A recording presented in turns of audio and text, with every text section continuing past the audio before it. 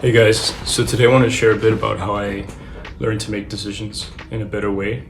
I guess improve my decision making, and hopefully you can learn something too. So if you're anything like me, sometimes you struggle to make decisions because you want to optimize and you want to find the best decision possible. Here's an example. So I move cities quite frequently. Every few years or so I find myself moving, and I love going to a new city and discovering and settling down. I absolutely hate moving. Moving is the bane of my existence. The reason why I hate it is because usually I have to cut down, get rid of stuff, and that could be a tedious process. So this is something that I actually went through when I moved to Toronto. So even something as simple as getting rid of clothes, for example, when I was moving, I found that it became a tedious or annoying decision-making process. And here's the key things that I learned that hopefully you can apply to different parts of your life, because I've certainly applied them to different parts of my life. So in my example, I found myself when I was packing that I would often include a bunch of stuff that I probably didn't ever need. And it took me a few times of moving to realize that the key problem was in my decision making. So for example, when I would pack clothes, I would ask myself, will I ever need this? And sometimes I would include that item. So if it was an item of clothing, like a pair of shoes, I might think I might need them, and then I'll include them, and I'd end up having way too much to carry. Do this a couple of times and you learn a valuable lesson. The biggest thing I've learned is that the problem is in the question you're asking or the criteria that you've come up with. So in my example, the criteria of will I need this is quite frankly a terrible criteria. The reason is simply, it's quite possible that I'll need it.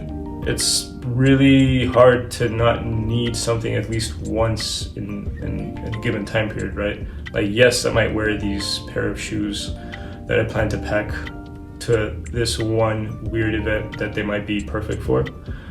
So yes, I might need it, and then that would obviously be the reason why I included, right? So that means the question was the criteria was terrible. It was not good enough at filtering. And then you learn that the better way is to come up with a better criteria. Here's a better criteria. Would I buy this right now? If I had asked myself, would I buy this right now?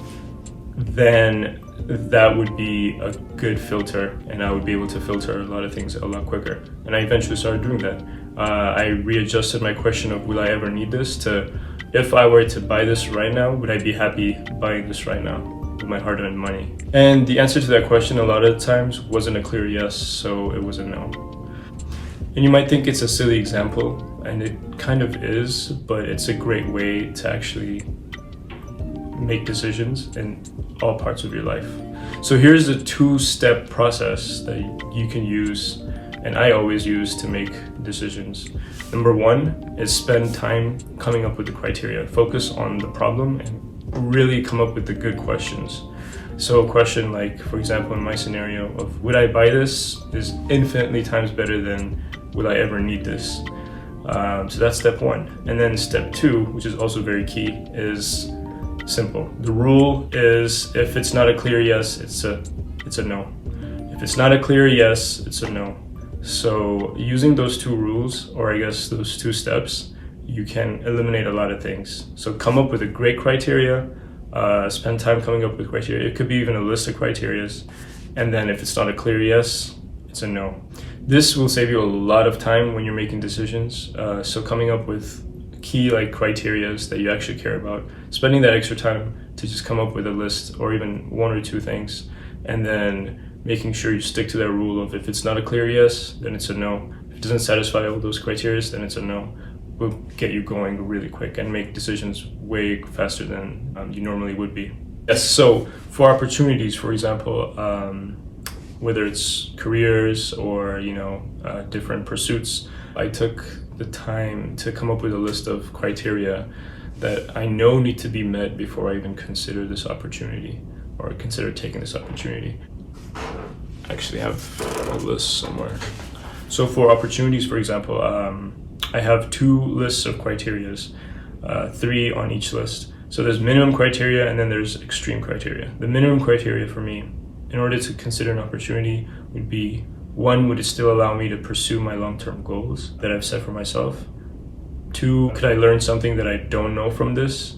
3, is it going to lead to more opportunities, and is it monetizable? That's the minimum criteria. So then I have the extreme criteria, which is it something I'm deeply passionate about or interested in? 2, does it tap into my talent? Is it something that I'm actually good at or able to perform well at? And 3, does it meet a significant need in the world, which is also growing? So if an opportunity passes this test and it's a clear yes, then I'm taking it. It's quite simple. I've laid that criteria because it's a razor that I can use to just cut through all the BS and all the noise, that I can find the actual important things. It helps me say no to a lot of things. That way I can say yes and go all in on the things that matter most to me and are in line with what I want to achieve. So I hope that at least helps you make better decisions. It definitely helped me, and I hope you stick to the rule of coming up with the better criteria, focusing on the questions that you're asking, and sticking to the rule of if it's not a clear yes, it's a clear no. All right, that's the video for today. Stay tuned for more and subscribe for more content on self-development, financial wellness, crypto, and a bunch of other random topics that I find interesting, and hopefully you will find interesting too. And if you guys are curious to see the sun that's been beaming on my forehead, here is the view. And yeah, follow for more videos on self-improvement and some financial wellness, crypto, and other interesting topics that I'll also be making videos on. All right, stay tuned for more.